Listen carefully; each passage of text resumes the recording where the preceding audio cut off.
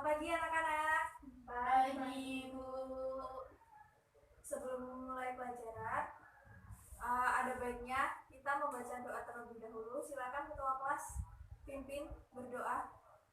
Cici, ketua kelas. Ya, Dede silakan pimpin berdoa. Berdoa mulai.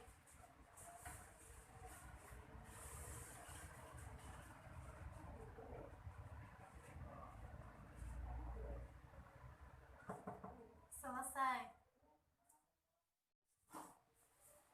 Baik, Ibu buka. Assalamualaikum warahmatullahi wabarakatuh. Waalaikumsalam warahmatullahi wabarakatuh. Baik, Ibu absen terlebih dahulu ya. Yang pertama, Tika Rahmawati. Hadir. Reza Rizkia. Hadir. Rizky Budi Aryani. Jadi hadir semua ya. Ya, Bu. Nah, sebelum memulai pelajaran kita kali ini,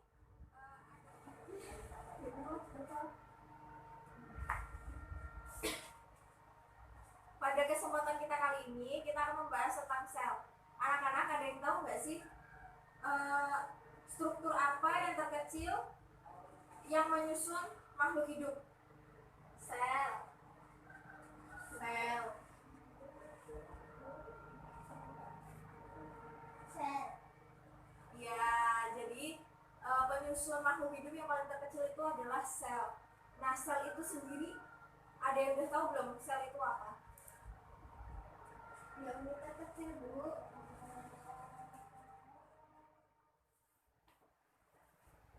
Nah, di dalam ruang lingkup biologi itu terdapat organisasi kehidupan. Ada yang kompleks, ada yang tingkatannya yang paling sederhana juga ada. Jadi ada tingkatan sederhana dan tingkatan yang paling kompleks. Nah, yang pertama itu ada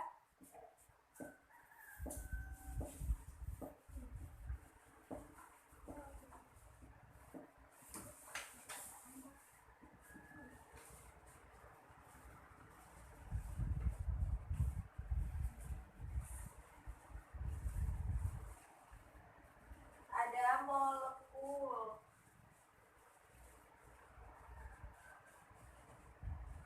Kemudian ada sel. Kemudian ada jaringan.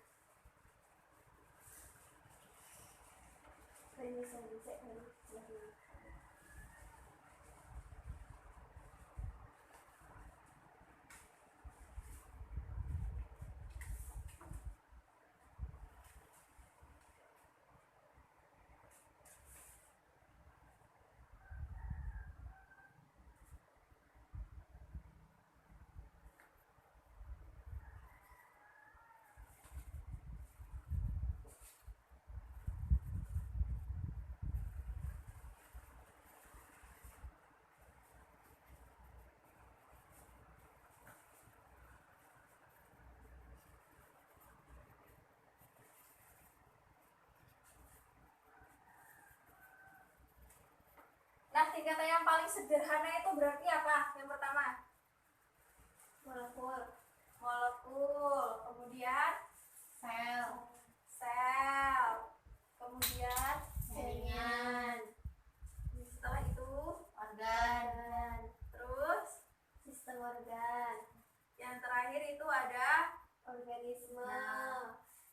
Jadi ini adalah tingkatan organisasi di dalam kehidupan, dari yang mulai sederhana ke yang paling kompleks. Nah, sekarang pertemuan kita kali ini akan membahas tentang sel. Sel tadi kan sudah dibahas. Sel itu adalah struktur unit terkecil dari makhluk hidup. Nah, sel itu merupakan makhluk hidup yang akan terus membelah, kemudian melakukan diferensiasi dan spesialisasi. Kemudian diferensiasi itu apa sih? Ada udah tahu belum diferensiasi itu apa? Belum. Nah, kalau belum tahu, Ibu jelaskan ya. Diferensiasi itu artinya perkembangan sel menjadi bentuk yang khusus. Kemudian itu ada spesialisasi. Spesialisasi itu adalah perkembangan sel menuju ke fungsi khusus.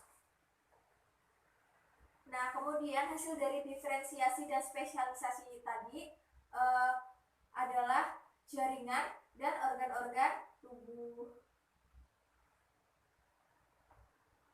Nah, organ-organ tadi kemudian membentuk sistem organ, kemudian akhirnya kumpulan sistem organ tadi membentuk sebuah organisme.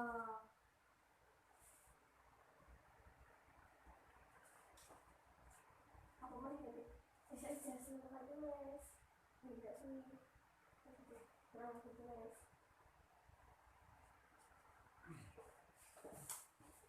Ini yang jelasin. Gimana mas? Harus dijelasin. Gimana? Maaf ya guys.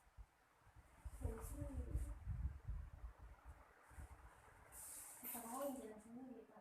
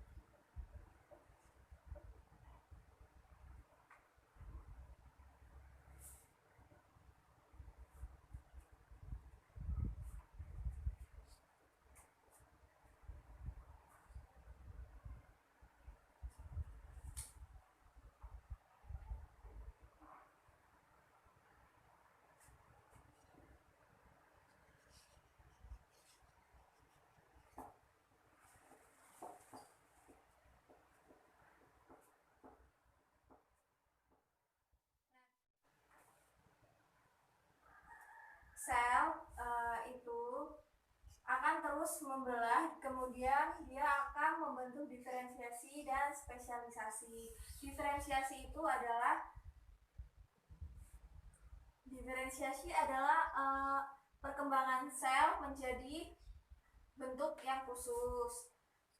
Diferensiasi itu menjadi bentuk yang khusus.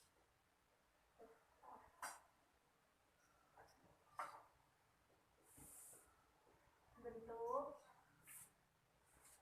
yang khusus. Nah, sedangkan spesialisasi adalah membentuk fungsi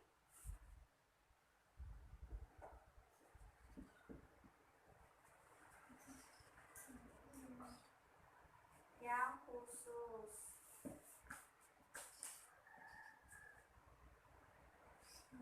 Jadi diferensiasi tadi apa? Menjadi bentuk yang khusus.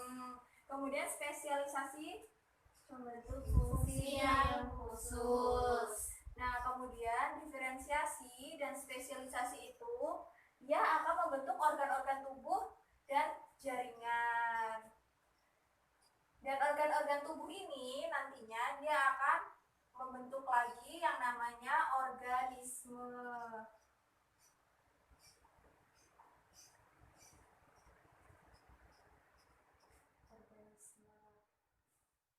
Juga itu memiliki bagian-bagian. Ada yang udah tahu belum bagian-bagian dari sel itu apa saja? Belum. Kalau belum silakan simak. Yang pertama itu ada bagian sel ya. Bagian sel itu yang pertama ada membran sel. Yang kedua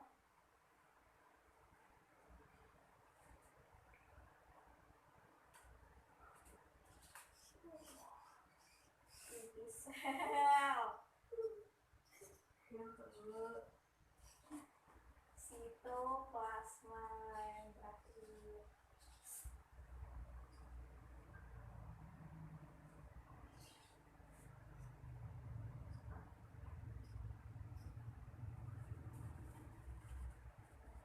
nah, sel dari makhluk hidup itu mempunyai 3 bagian penting nih. Jadi ini adalah 3 bagian penting yang dimiliki oleh sel dari makhluk hidup. Yang pertama itu ada apa? Membran sel. Nah, membran sel. Membran sel itu ada yang tahu itu apa? Belum. Kalau belum dijelaskan ya, membran sel itu selaput. Bisa ditulis ya anak-anak semua. Iya, Bu. Tulis. Membran sel itu adalah selaput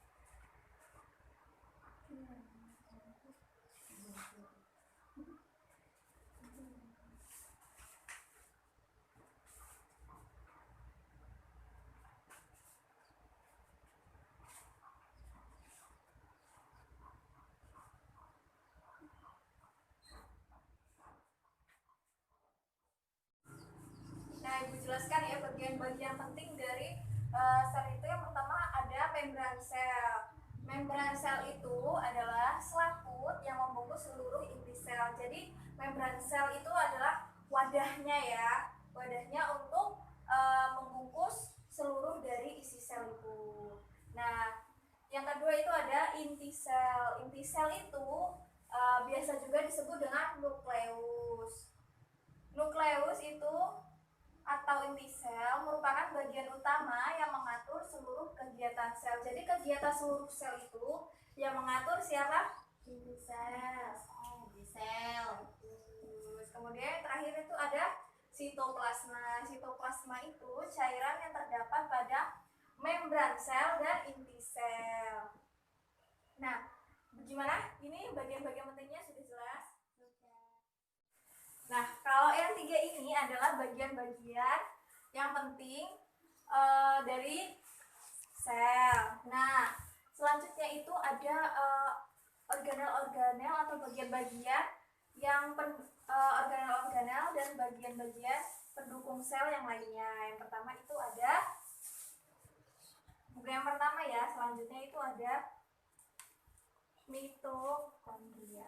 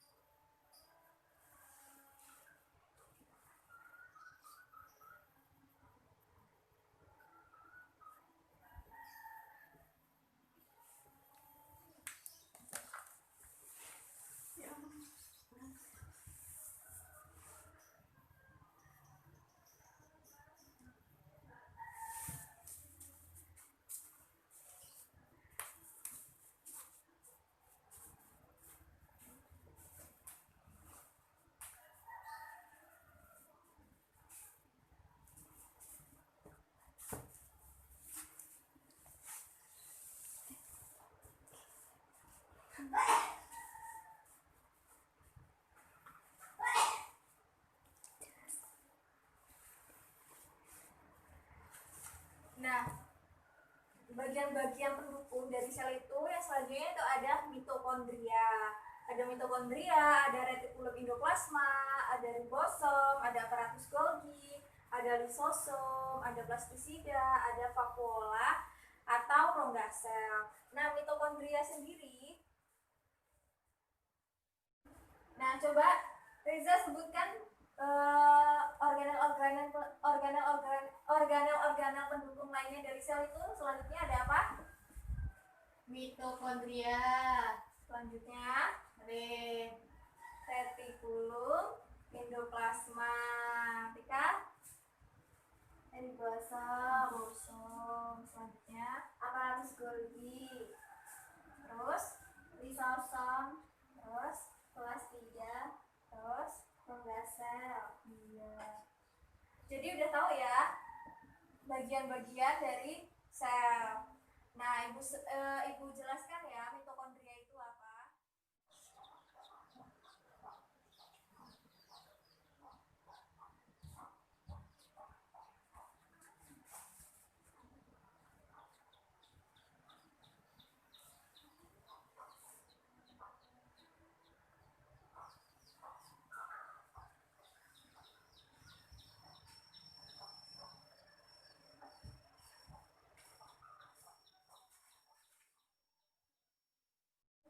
Nah, jika tadi sudah disebutkan 3 bagian-bagian yang penting, dan di sel juga itu terdapat bagian-bagian pendukung lainnya. Di antaranya itu ada mitokondria, RE, ribosom, aparatus Golgi, lisosom, plastida, dan vakuola atau rongga sel. Nah, ibu jelaskan ya dari semua yang disebutkan tadi. Mitokondria itu organ yang berfungsi sebagai tempat berlangsungnya respirasi sel.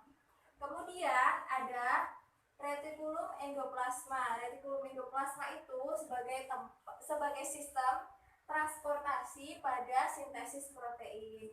Jadi retikulum endoplasma ini sebagai jalannya atau arusnya di sintesis protein itu. Dan RE ini dia dibagi menjadi 2. Yang pertama itu ada granuler dan agranuler.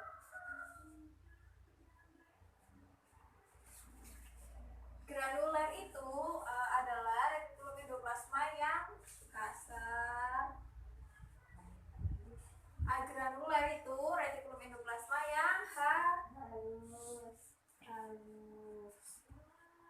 Selanjutnya itu ada ribosom, kemudian ada aparatus Golgi. Aparatus Golgi itu sebagai alat pengeluaran atau sekresi. Selanjutnya itu ada lisosom. Lisosom itu dia menghasilkan enzim yang untuk pencernaan makanan. Jadi pencernaan makanan kita itu menghasilkan enzim di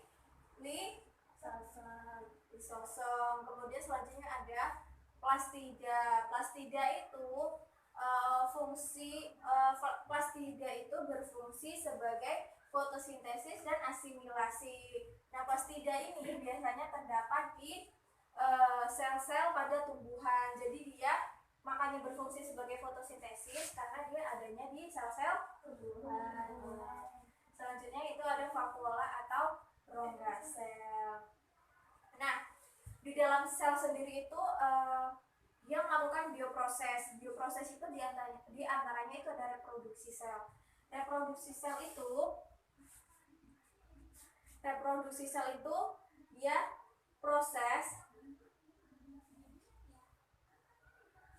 berlangsungnya melalui pembelahan, dan reproduksi sel itu tidak serta-merta terjadi, tetapi melibatkan proses distribusi materi genetik yang identik, yaitu biasanya DNA kepada sel anak. Dan selain berfungsi dalam reproduksi sel, pembelahan sel juga berfungsi dalam pertumbuhan memperbaiki dari sel. Nah, si pembelahan sel juga itu berfungsi dalam pertumbuhan memperbaiki sel. Pembelahan sel memungkinkan suatu organisme untuk tumbuh dan berkembang. Dan pembelahan sel itu dibagi menjadi 3. Ada yang tahu nggak apa aja? Enggak. Ini sudah jelas ya? Ya.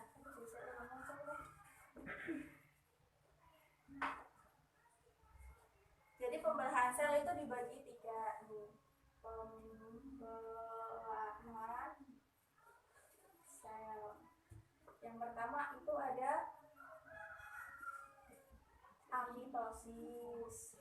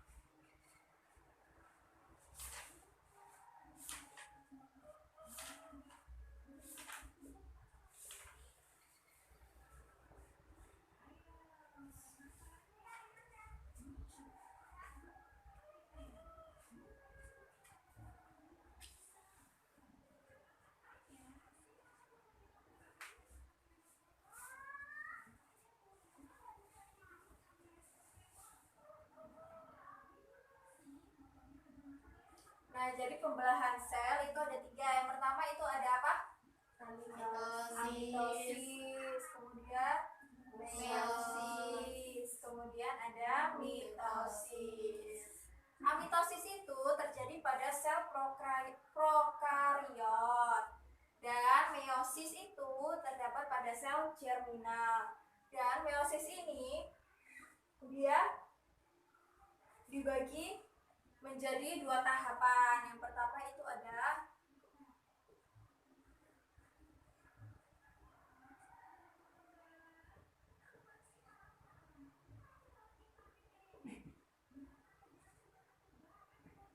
tahapannya itu ada resmetosis 1 dan resmetosis 2.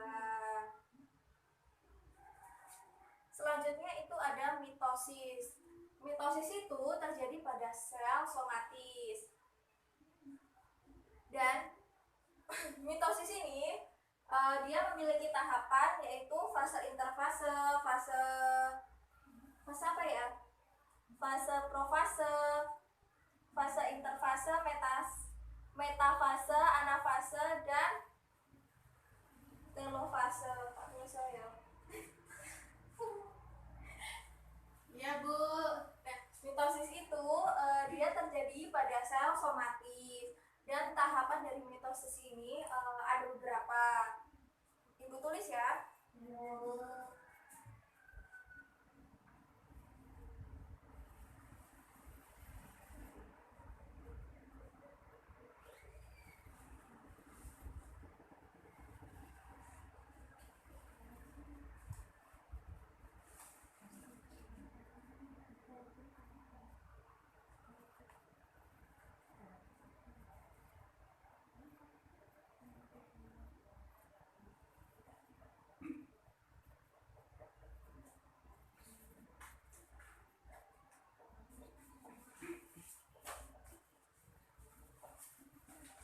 Nah, tahapan mitosis itu yang pertama ada fase interfase dan fase prostase, fase metafase, fase anafase, dan terakhir itu ada fase telofase.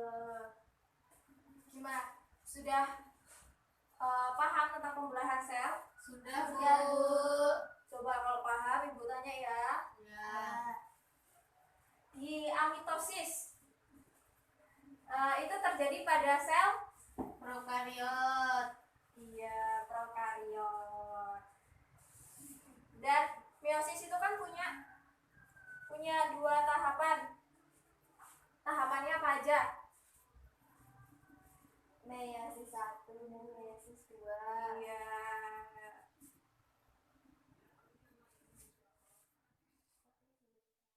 Nah, pada minggu kemarin kan Ibu sudah menyuruh untuk kalian agar membawa HP kan? Nah, kalian sudah bawa. Sekarang kalian buka Google, terus kalian cari tentang sel tumbuhan dan sel hewan.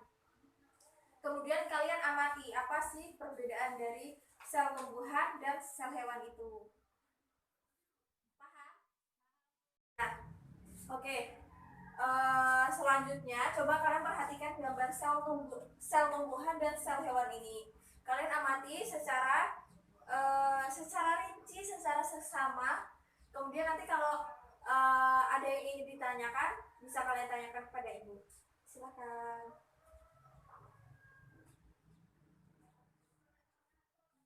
Nah, ada yang ingin ditanyakan nggak dari gambar sel tumbuhan dan sel hewan ini? Saya, Bu. Ya, silahkan Bella. Kenapa bentuknya berbeda? Oh, jadi kenapa sel tumbuhan dan sel hewan itu bentuknya berbeda ya? Jadi kalau sel hewan ini kan bentuknya bulat. Nah, kalau sel tumbuhan ini bentuknya kotak ini. Kenapa? Karena kalau sel tumbuhan itu dia memiliki dinding sel, makanya dia bentuknya seperti ini. Ini namanya dinding sel. Dan kalau sel hewan itu dia buat kayak gini karena dia tidak memiliki dinding sel. Nah, jika sudah, Ibu akan membuat kelompok untuk kalian ya. Silahkan kalian cari teori-teori tentang sel, teori-teori sel yang dikemukakan oleh ilmuwan. Kemudian itu ada setelah teori-teori sel, kalian bisa cari juga kisaran ukuran sel dan tipe sel secara struktural dan komponen kimiawi sel dan organel-organel yang terdapat di dalam sel eukariotik. Jadi kelompoknya itu kelompok 1, kelompok 2, kelompok 3 ya. Ya. Nah, kalian sudah bawa HP masing-masing kan? Sudah. Silahkan kalian cari tugas yang Ibu sebutkan tadi di internet. Ibu kasih waktu sampai nanti. Silahkan. Oke.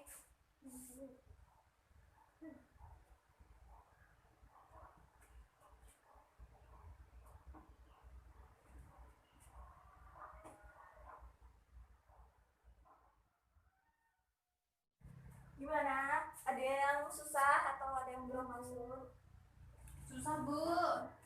Sinyalnya muter-muter.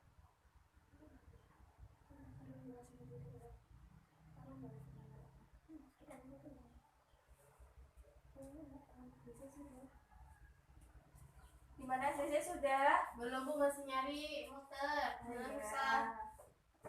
Yang sudah silahkan mempresentasikan hasilnya di depan. Iya, Bu.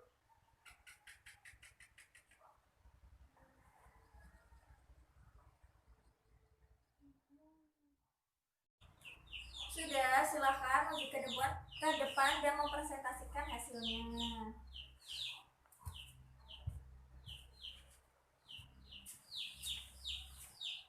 Silakan Tika.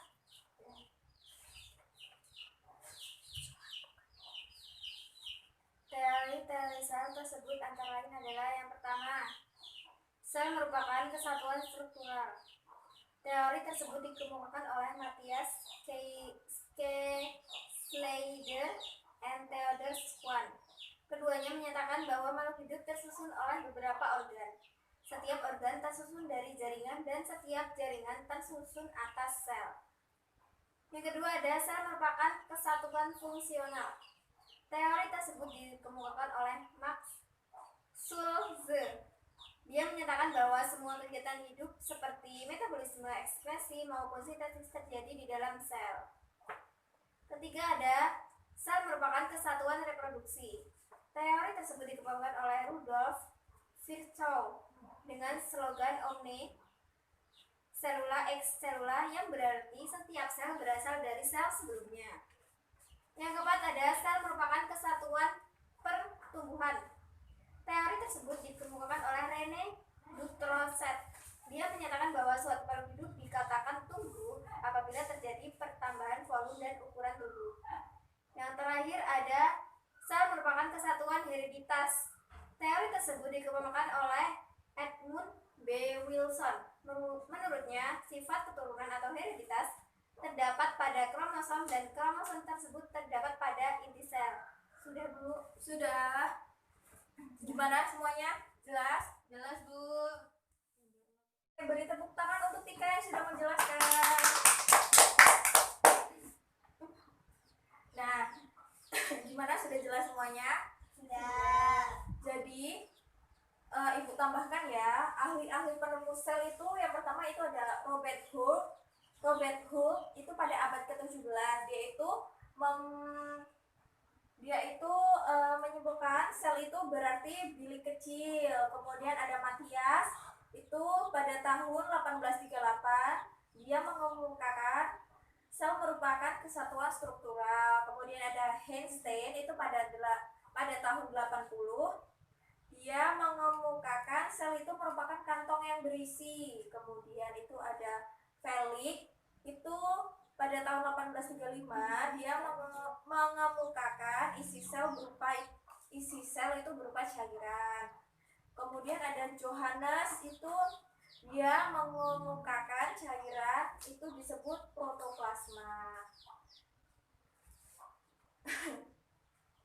Oke, sudah jelas semuanya? Sudah.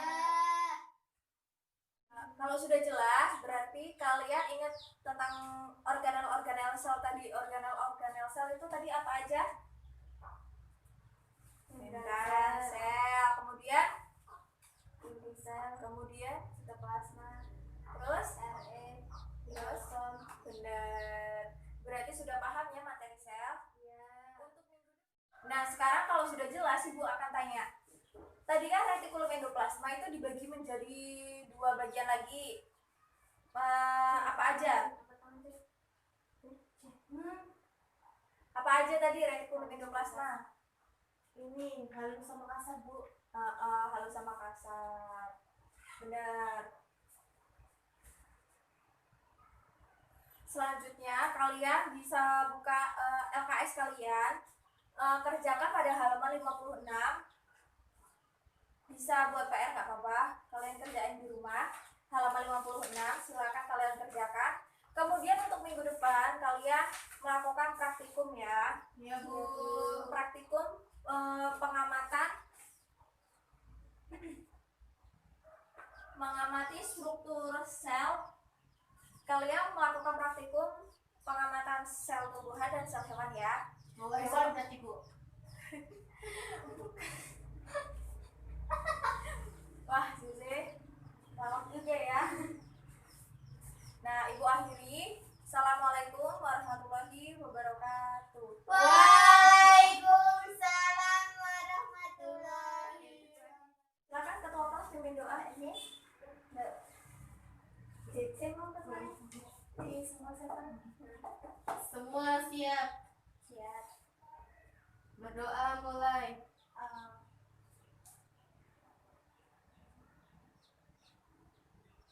Selesai. Oke, terima kasih untuk hari ini. Semoga hari kalian menyenangkan. Habis ini pulang langsung pulang ya, nggak main-main. Oke? Oke.